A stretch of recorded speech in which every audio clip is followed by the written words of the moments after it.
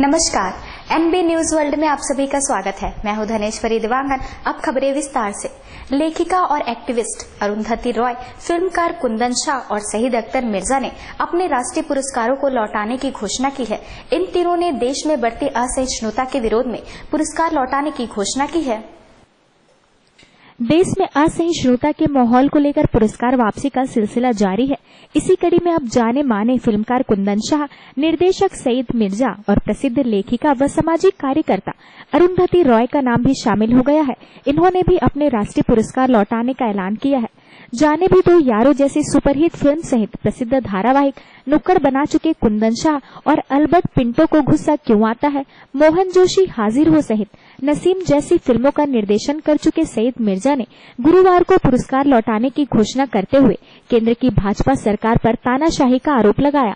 वहीं 1979 में the Chennai gives it those once के लिए बेस्ट स्क्रीन प्ले का राष्ट्रीय पुरस्कार पाने वाली अरुंधति रॉय ने कहा कि देश के मौजूदा हालात पर वह शर्मिंदा है।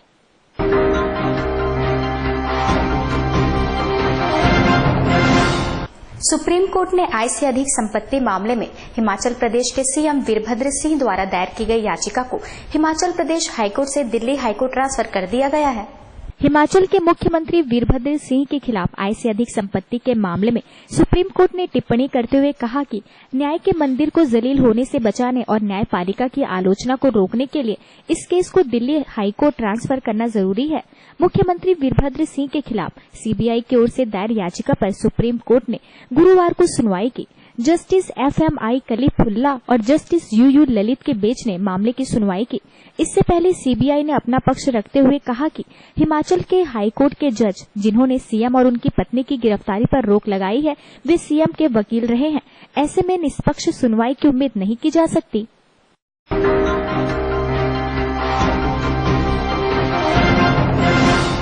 चुनाव आचार संहिता उल्लंघन मामले में प्रधानमंत्री नरेंद्र मोदी को बड़ी राहत मिली है। गुजरात हाईकोर्ट ने पीएम के खिलाफ दायर याचिका को खारिज कर दिया है। गुजरात हाईकोर्ट ने 2014 में कथित रूप से आदर्श चुनाव आचार संहिता का उल्लंघन करने को लेकर प्रधानमंत्री नरेंद्र मोदी के खिलाफ आपके एक कार्यकर्ता की याचिका खारिज करने का निचली अदालत का आदेश आज बरकरार रखा और कहा कि मजिस्ट्रेट का फैसला उचित था।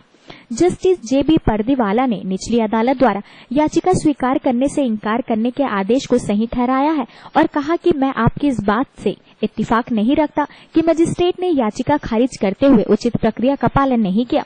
उन्होंने कहा कि मेरी व्याख्या के अनुसार मजिस्ट्रेट को खारिज करने का अधिकार है और ऐसा उचित तरीके से किया गया है, इसलिए मैं इसे खारिज करता हूँ।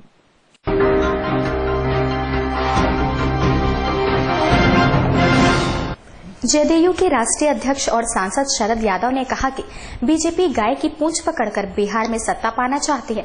उन्होंने चुनाव में महागठबंधन की जीत को तय बताया है। जनता दल यूनाइटेड के राष्ट्रीय अध्यक्ष और सांसद शरद यादव ने कहा कि बीजेपी गाय की पूंछ पकड़कर बिहार में सत्ता हासिल करना चाहती है।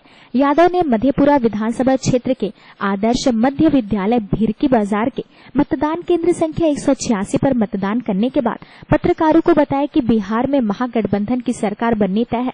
महागठबंधन 2/3 मतों से सरकार बनाएगी। जदयू अध्यक्ष ने प्रधानमंत्री नरेंद्र मोदी पर निशाना साधते हुए कहा कि बिहार में प्रधानमंत्री ने जितनी रैलियां की उसका लाभ महागठबंधन को मिला है। उन्होंने कहा कि बीजेपी गाय की पूंछ पकड़कर बिहार की सत्ता पर कब्जा करना चाहती है। जदयू नेता ने कहा कि भाजपा ने प्रदेशवासियों को पाकिस्तानी कहकर अपमान किया है। जनता इस अपमान का बदला महागठबंधन के पक्ष में वोट देकर ले रही है। उन्होंने कहा कि बीजेपी नेताओं को यह बयान काफी निंदनीय है। यादव ने फिल्म अभिनेता शाहरुख खान पर बीजेपी नेताओं द्वारा दिए गए बयानों की निंदा की।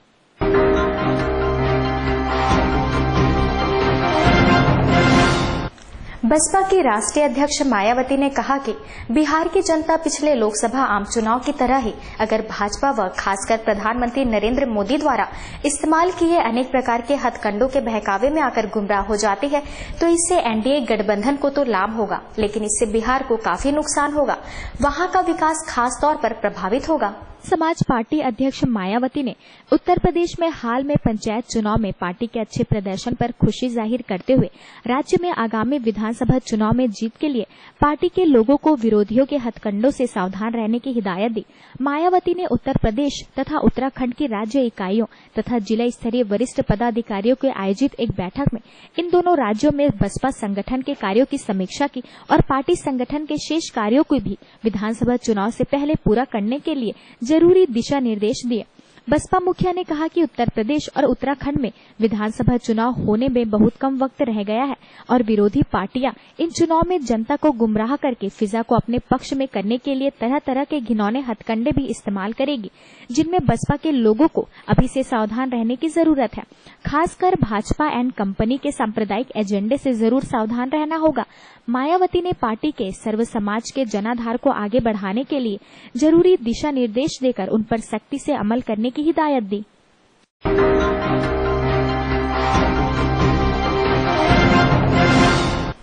भारतीय रिजर्व बैंक ने धनलक्ष्मी बैंक पर केवाईसी और एएमएल के मानदंडों के उल्लंघन मामले में 1 करोड़ रुपए का जुर्माना लगाया है। रिजर्व बैंक ने अपने ग्राहक को केवाईसी तथा एएमएल के उल्लंघन को लेकर धनलक्ष्मी बैंक पर 1 करोड़ का जुर्माना लगाया है। केंद्रीय बैंक ईओडब्ल्यू की चालू खाते की जांच के संदर्भ में केवाईसी और एएमएल दिशा निर्देशों का अनुपालन नहीं करने को लेकर धनलक्ष्मी बैंक को कारण बताओ नोटिस जारी किया गया था। शीर्ष बैंक ने एक बयान में कहा, रिजर्व बैंक ने केवाईसी नियमों तथा एएमएल मानकों के उल्लंघन को लेकर धनलक्ष्मी बैंक पर 1 करोड़ रुपए का जुर्माना लगाया है। बैंक के जवाब और दस्तावेज पर विचार करने के बाद रिजर्व बैंक यह निष्कर्ष पर पहुंचा है कि बैंक ने केवाईसी और एएमएल दिशा निर्देशों का अनुपालन नहीं किया।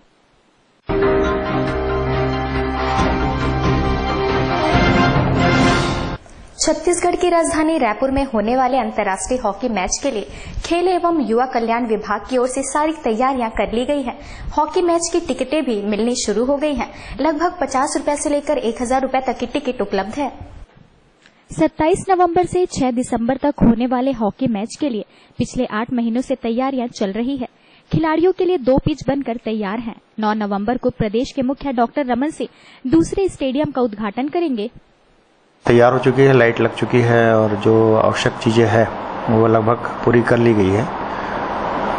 और स्टेडियम का नाम के बारे में 31 तारीख को सरदार वल्लभ भाई पटेल जी की जयंती में माननीय मुख्यमंत्री जी ने इस अंतर्राष्ट्रीय हॉकी स्टेडियम का नामांकन किया है और सरदार वल्लभ भाई पटेल के नाम से ये स्टेडियम अब और ये खेल परिसर जाना जाएगा।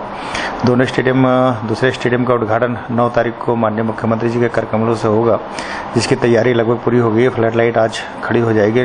स्टूटअप हमारा बिछ के तैयार है और इस सेकंड पिच पर हमारे जो देशों की टीमें आएगी वो अभ्यास मैच खेलेगी और अभ्यास उस पिच पर करेगी और मुख्य पिच पर जो है अभ्यास के साथ साथ प्रतियोगिताएं भी संपन्न होगी।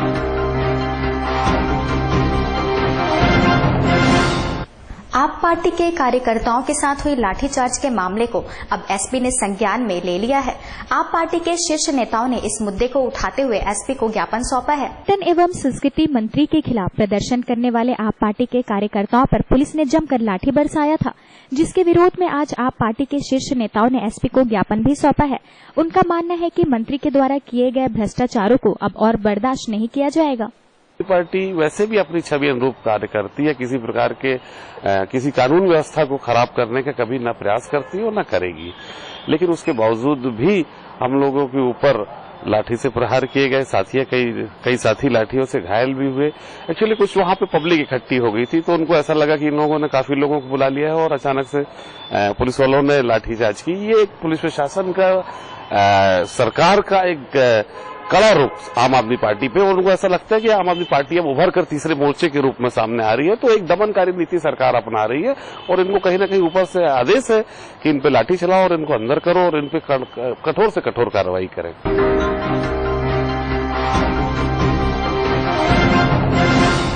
अस्पतालों में लगातार बढ़ रही लापरवाही के मामले अब थमने का नाम नहीं ले रहे हैं।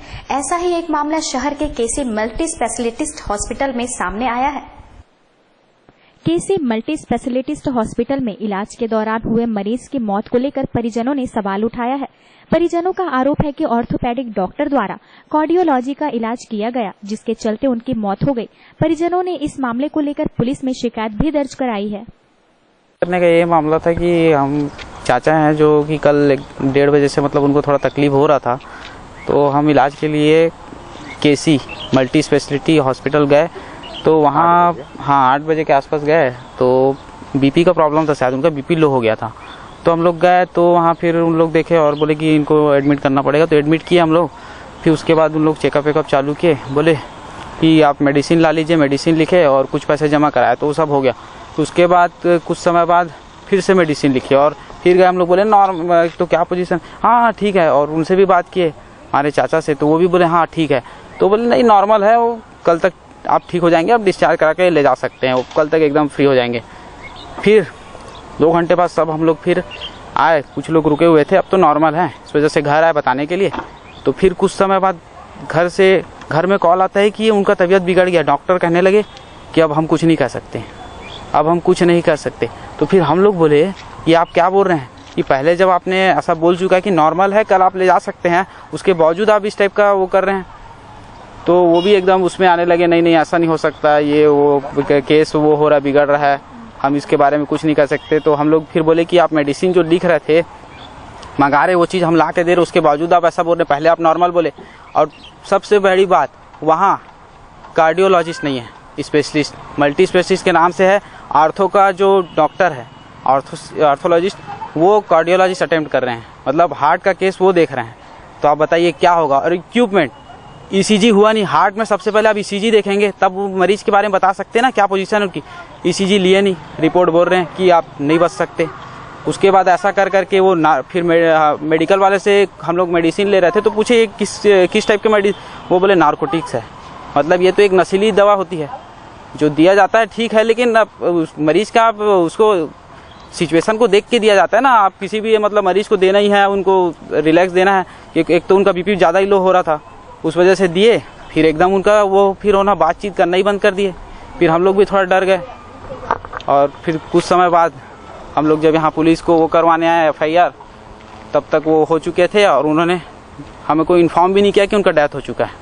नहीं, ऐसा कुछ नहीं हुआ था। मरीज जो आया था उसकी कंडीशन मतलब स्टेबल थी, लेकिन जो है उसको प्रॉब्लम पहले से ही था, काफ़ी अल्कोहलिक पेशेंट था और 2-3 दिन पहले जो है उसने ड्रिंक काफ़ी किया था। उससे पेट में दर्द और मतलब थोड़ा सा शिकायत थी, उसको वॉमिटिंग वगैरह भी हो रहा था। और उसको ट्रीटमेंट वगैरह जो है मैंने भी देखा था, एक हमारे साथ में और हैं डॉक्टर आशीष शर्मा, उन्होंने भी देखा था।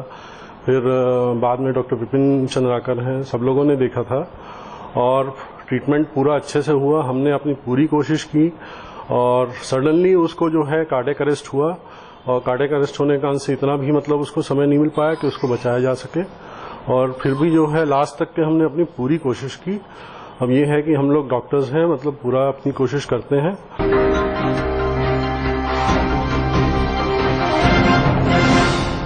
छत्तीसगढ़ लोक सेवा आयोग की मुख्य परीक्षा की शुरुआत हो गई है।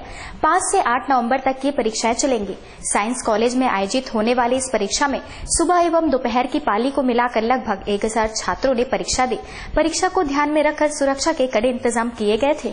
State public service Chhattisgarh state public service commission का मेन एग्जामिनेशन हो रहे हैं और 5, 6, 7, 8 जो परीक्षाएं हैं। तो इसमें अभी मतलब आज का जो उपस्थिति जो है 453 मॉर्निंग शिफ्ट में आए हैं और 47 एब्सेंट थे मॉर्निंग में। अभी मतलब एक एब्सेंट और इवनिंग शिफ्ट में बढ़ गए। 452 जो है अभी उपस्थित है, 48 एब्सेंट है।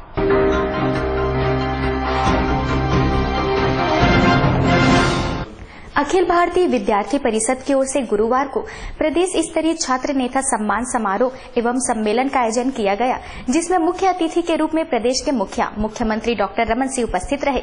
रंगारंग कार्यक्रम के साथ आयोजन का उद्घाटन किया। छात्र नेता सम्मान एवं सम्मेलन समारोह में प्रदेश भर के लगभग 5000 छात्र उपस्थित रहे।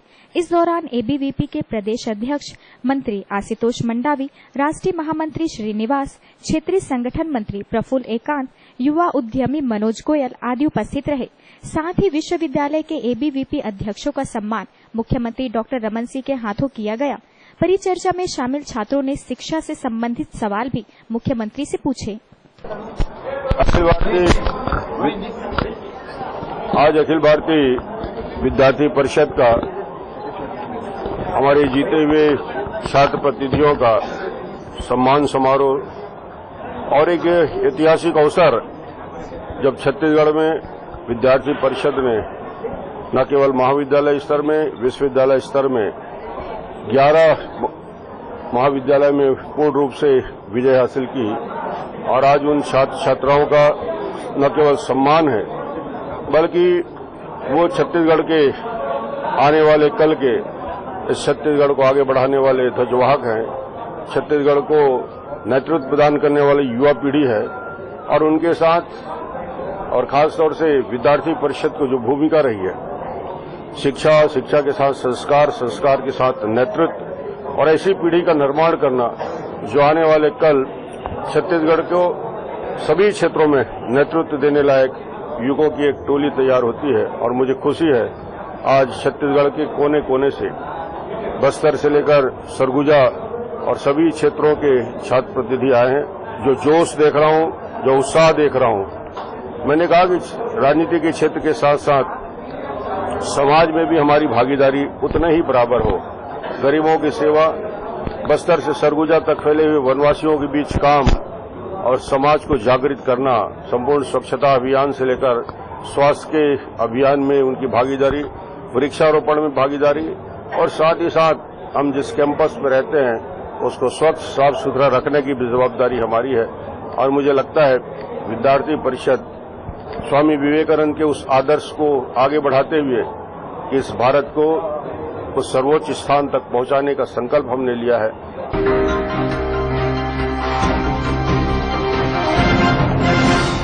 ताजा तरीन खबरों के लिए बनी रही है हमारे साथ एनबी न्यूज वर्ल्ड पे।